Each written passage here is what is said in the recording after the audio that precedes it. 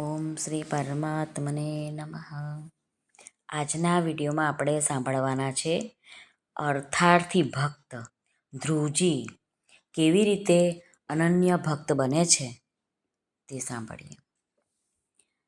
સ્વામી રામ સુખદાસજી મહારાજ વર્ણવે છે કે જેની પોતાની ન્યાયયુક્ત સુખ સુવિધાની ઈચ્છા હોય છે, એટલે કે ધન સંપત્તિ વૈભવ વગેરેની ઈચ્છા હોય, પરંતુ તે ભગવાન પાસેથી ઈચ્છે તેવા ભક્તોને કહેવાય છે અર્થાર્થી ભક્તો. 4 ભક્તોમાં અર્થાર્થી ભક્ત આરંભિક ભક્ત છે.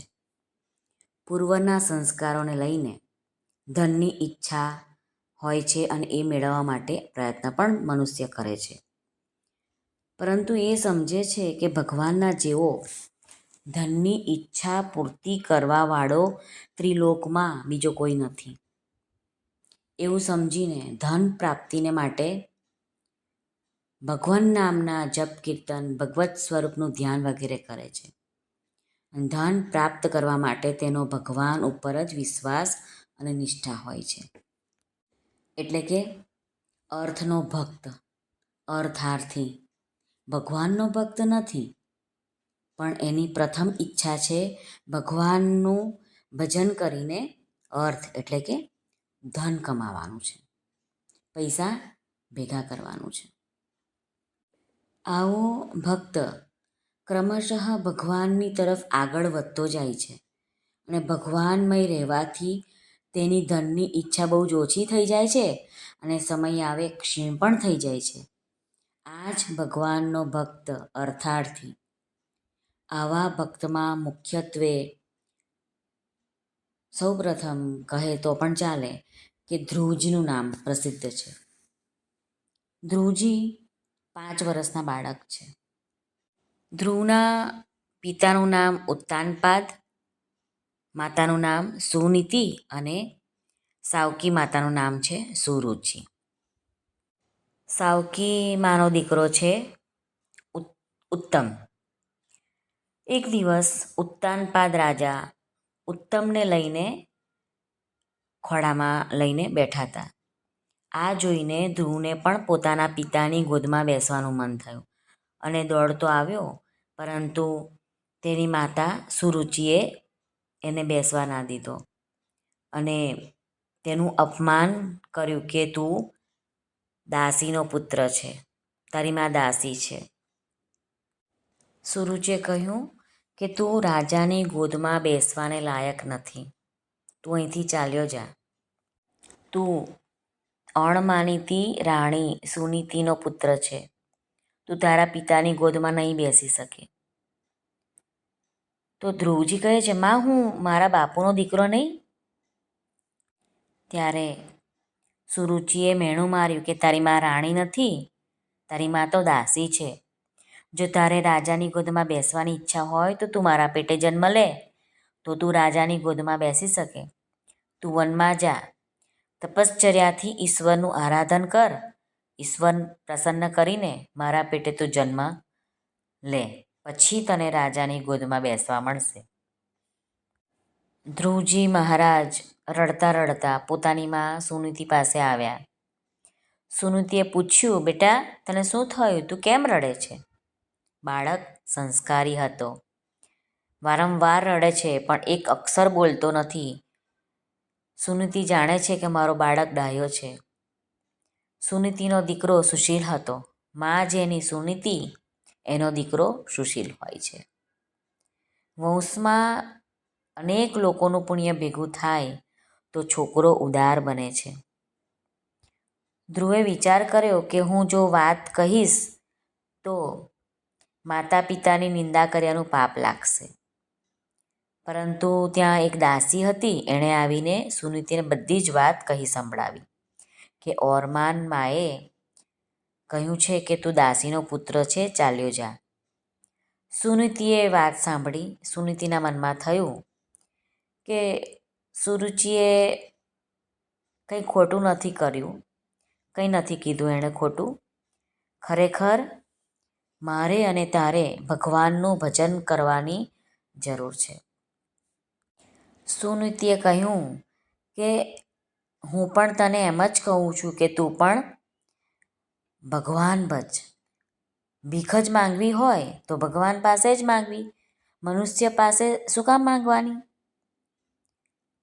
ભગવાન આપવા બેસે છે ત્યારે જીવનો ખોળો પણ નાનો પડી જાય છે.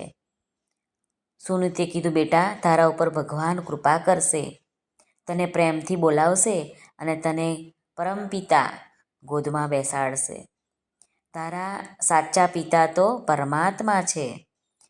એમેય જીવ માત્રના સાચા પિતા તો પરમાત્મા જ છે ને. મેં તને નારાયણને સોંપ્યો છે. જે પિતા તારી સામે જોવા તૈયાર નથી એ ઘરના રહેવામાં સાર નથી. આ ઘરમાં રહીશ તો તારી ઓરમાન માં તને હંમેશા દુઃખ આપશે અને તું રડીશ એટલે તને દુઃખ થશે. માતાએ કહ્યું કે તું ઉત્તમની જેમ રાજસિંહાસન પર તારા પિતાના ગોદમાં બેસવા માંગતો હોય તો શ્રી ભગવાનના ચરણ કમળનું ધ્યાન કર.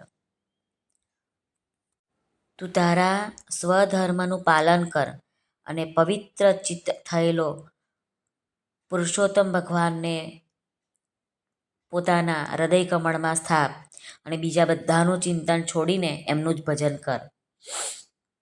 તું વનમાં જઈ ભગવાન નારાયણનું ભજન કર. સુનીતિ કહે છે, બેટા હું સ્ત્રી છું.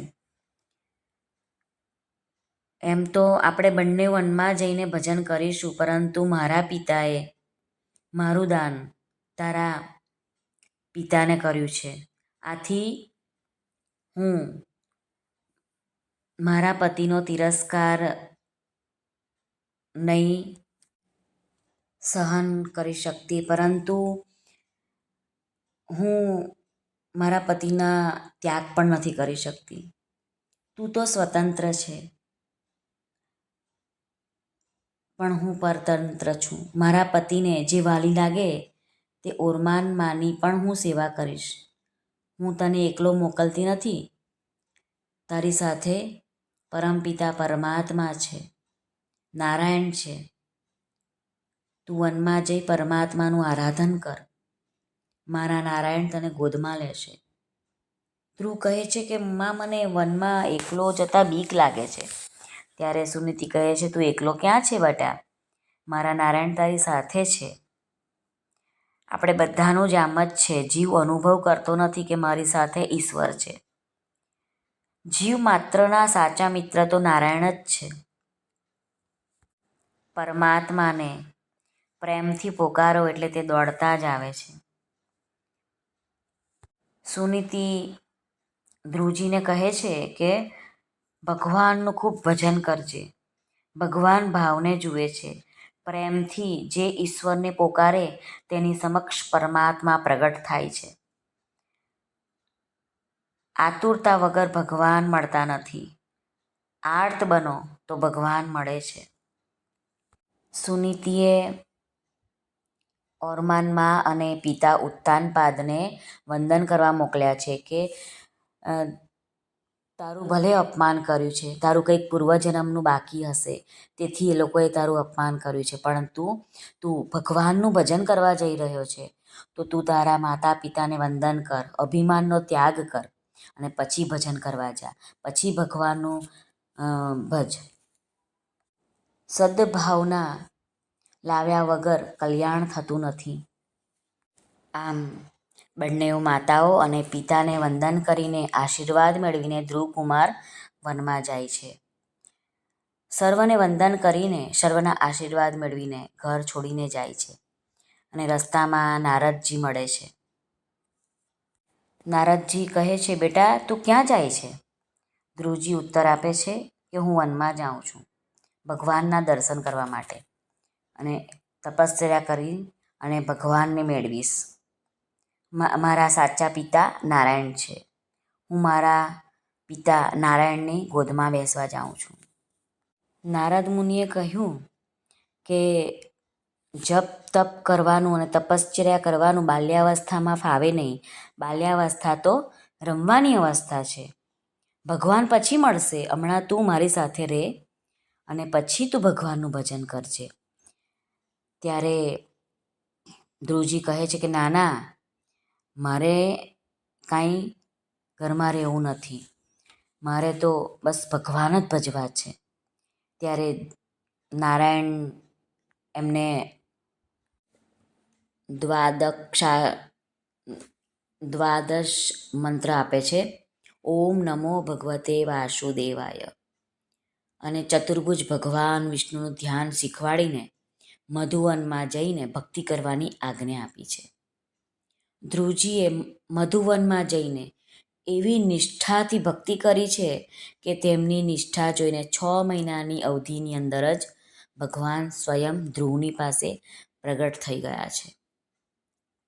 ભગવાન ત્યાં સામે ઊભા છે, પણ ધ્રુવજી મહારાજ આંખ ઉગાડતા નથી. ભગવાને વિચાર્યું, આમ ક્યાં સુધી ઊભો રહીશ? ધ્રુવજીના હૃદયમાં જે તેજોમય સ્વરૂપ પ્રગટ હતું તે હૃદયમાંથી અંતર્ધ્યાન કર્યું. ધ્રુવ બહુ અકળાયા, તે દિવ્ય સ્વરૂપ ક્યાં ગયું? આંખ ઉગાડી તો ચતુર્ભુજ નારાયણ કી જય, ધ્રુવજી દર્શન કરતા નથી. દર્શનથી ઠાકોરજીને પી જાય છે. બોલવાની ઈચ્છા છે પણ ભણેલા નહીં, નાના છે એટલે બોલી શકે તેમ નથી. ભગવાનના હાથમાં શંખ હતો, તે વડે બાળકના ગાલને સ્પર્શ કર્યો અને સરસ્વતી જાગૃત કરી અને ધ્રુવજીએ ભગવાન નારાયણની સ્તુતિ કરી છે. ધ્રુવજી મહારાજ કહે છે, પ્રભો આપ સર્વશક્તિ સંપન્ન છો, તમે જ મારા અંતઃકરણમાં પ્રવેશ કરીને તમારા તેજથી મારી આ સુષુપ્ત વાણીને સજીવન કરો છો, તથા હાથ, પગ, કાન, ત્વચા આદિ અન્ય બીજી ઇન્દ્રિયો તેમજ પ્રાણોને પણ ચેતનતા આપો છો. એવા તમે અંતર્યામી ભગવાનને હું પ્રણામ કરું છું. મારી બુદ્ધિમાં પ્રવેશી મારા મન બુદ્ધિને સત્કર્મની પ્રેરણા આપનાર મારા પ્રભુને વારંવાર વંદન કરું છું, વારંવાર વંદન કરું છું. ભગવાન તમે કૃપા કરો તો જ આ જીવ તમને ઓળખી શકે છે. નાથ તમે કૃપા કરો અને દર્શન આપો પ્રભુ. ધ્રુવજી મહારાજે કહ્યું છે કે ભગવાન તમારી કથાનું શ્રવણ હું કરું એવી મને શક્તિ આપો. કથા શ્રવણનો કથાનંદ બ્રહ્માનંદ કરતાં પણ શ્રેષ્ઠ છે. ભગવાને ધ્રુવજીને રાજગાદીનું વરદાન આપ્યું અને 60,000 વર્ષ સુધી રાજગાદી ભોગવીને પછી આપને વૈકુંઠ લોકમાં લઈ જઈશ, આવી રીતે ભગવાને વરદાન આપ્યું છે. પરંતુ ધ્રુવજી એ વરદાનથી રાજી નહોતા થયા. એમને ગ્લાનિ થઈ કે ભગવાન મને મળ્યા અને મેં અર્થ માંગ્યું, ધન માંગ્યું, રાજ્ય માંગ્યું. મનમાં કહેવા લાગ્યા કે મેં ઘણી મોટી ભૂલ કરી છે. તાત્પર્ય એ થયું કે ધ્રુવજીને તો પહેલાં રાજાની ગોદમાં બેસવાની ઈચ્છા થઈ, પરંતુ તેમણે એ ઈચ્છાની પૂર્તિનો મુખ્ય ઉપાય ભગવાનની ભક્તિ જ માન્યો. ભક્તિ કરવાથી તેમને રાજ્ય મળી ગયું, પરંતુ રાજ્યની ઈચ્છા દૂર થઈ ગઈ. આ રીતે અર્થાર્થી ભક્તને કેવળ ભગવાન જ જોઈએ છે. જેઓ કેવળ ભગવાનને જ પરાયણ છે અને જેઓ ભગવાનની સાથે આત્મીયતા રાખીને ભગવાનનું જ ભજન કરે છે, પરંતુ ક્યારેક પૂર્વ સંસ્કારોથી અથવા કોઈ કારણથી જેઓનામાં પોતાના શરીર વગેરેને માટે અનુકૂળ પરિસ્થિતિની ઈચ્છા થઈ જાય છે, તેઓ પણ અર્થાર્થી ભક્ત કહેવાય છે. તેમની અનુકૂળતાની ઈચ્છા જ અર્થાર્થીપણું છે. આમ ધ્રુવનું દ્રષ્ટાંત બતાવે છે કે દ્રઢ નિશ્ચય બળથી ગમે તેટલું મહાન મુશ્કેલ કાર્ય પણ સિદ્ધ થાય છે. ધ્રુવ અર્થાર્થી ભક્ત છે ને ધ્રુવ શરણે ભગવાનના ગયા અને દર્શન ભગવાને આપ્યા, રાજ્ય આપ્યું અને અંતે વૈકુંઠ લોક આપ્યો. આ છે અનન્ય શરણાગતિનું ફળ. આ દ્રષ્ટાંતથી આપણે સમજવાનું છે કે આપણે પણ આપણા બાળકોને આવા સુસંસ્કારોનું સિંચન કરવું જરૂરી છે. તો બાળકોમાં સુસંસ્કાર ક્યારે આવશે? જ્યારે આપણી પાસે સમજણ હશે, જ્ઞાન હશે કે કયું વસ્તુ ભગવાન પાસે મંગાય અને કયું ના મંગાય. એ આપણી પાસે જ્ઞાન હશે તો આપણે બાળકોમાં લાવી શકીશું. બીજું, ધ્રુવના દ્રષ્ટાંતથી એ શીખવા મળે છે કે ભલે તમે અર્થ માટે કે ધન માટે ભગવાનને ભજતા હોય, પરંતુ જ્યારે ભગવાનનું ભજન, જપ, નામ એનાથી મન શુદ્ધ થઈ જાય છે અને મન શુદ્ધ થવાથી અંતે ભગવાનને જ પામી શકીએ છીએ. આથી સુનીતિની જેમ આપણા બાળકોમાં પણ ધર્મના સંસ્કારો નાનપણથી જ સિંચવા જોઈએ. શ્રી કૃષ્ણ અર્પણમસ્તુ. જો તમને આ વિડીયો મારો પસંદ આવ્યો હોય તો લાઈક, શેર, સબસ્ક્રાઈબ જરૂરથી કરશો. સર્વનો ભાવથી જય શ્રી કૃષ્ણ. રાધે રાધે. હરિઓમ તત્સત. જય ગુરુદેવ દત્ત. જય સ્વામિનારાયણ. જય માતાજી. નમઃ પાર્વતી પતે. હર હર મહાદેવ હર. આપ સર્વનો ખૂબ ખૂબ ધન્યવાદ. સર્વનું કલ્યાણ થાઓ.